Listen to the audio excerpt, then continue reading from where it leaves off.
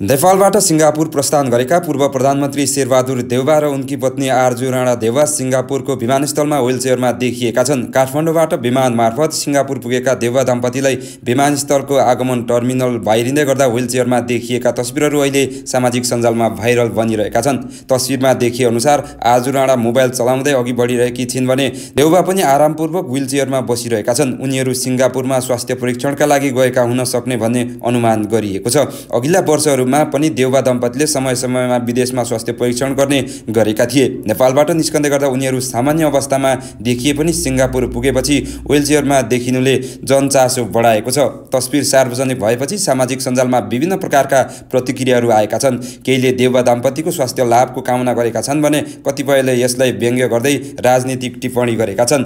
Singapore पुग्दा wheelchair प्रयोग गर्नु देउवा दम्पतिको स्वास्थ्य अवस्थासँग सम्बन्धित हुन सक्ने जनाइएको छ। देउवाले पछिल्लो वर्षहरूमा आफ्नो स्वास्थ्यका कारण सार्वजनिक कार्यक्रमहरूमा सीमित उपस्थित हुँदै आइरहेका थिए।